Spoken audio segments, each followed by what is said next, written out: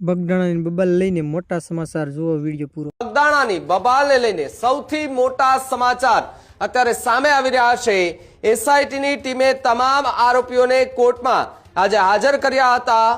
8 આરોપીની એસઆઈટીની ટીમે ફર્ધર રિમાન્ડની માંગ કરી છે, તો સાથે જ કોર્ટ સમગ્ર ઘટના સાંભળી ફિક્સ ફોર હિયરિંગ કર્યું છે। આવતીકાલે ફરી કોર્ટની અંદર તમામ આરોપીઓને હાજર કરવામાં આવશે। એસઆઈટીની ટીમે તપાસ શરૂ કરતા જૂની આઈપીસીની કલમો નેમના ઉમેરો કરવામાં આવ્યો છે।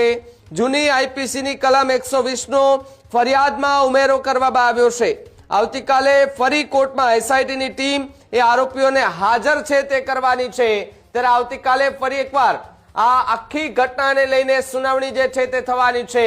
સાથે જ એસઆઈટીની ટીમ 5 સભ્યોની ટીમની રચના કરવામાં આવી હતી। જ્યારે કોળી સમાજના આગેવાનો ગાંધીનગર પહોંચ્યા અને આ 2 કલાક પછી એસઆઈટીની ટીમ જે છે તે રચી દેવામાં આવી હતી। 5 જેટલા સભ્યોની આ ટીમ બનાવવામાં આવી હતી અને એ જ દિવસથી આ ટીમ જે છે તે લગાતાર આ ઘટનાને લઈને તપાસ કરી રહી હતી, રિપોર્ટ બનાવી રહી હતી અને રાજ્ય સરકારમાંથી આદેશ આપવામાં આવ્યો હતો કે પડે પડનું જે રિપોર્ટ છે એ સીધું જ રાજ્ય સરકાર પાસે દેવાનું રહેશે।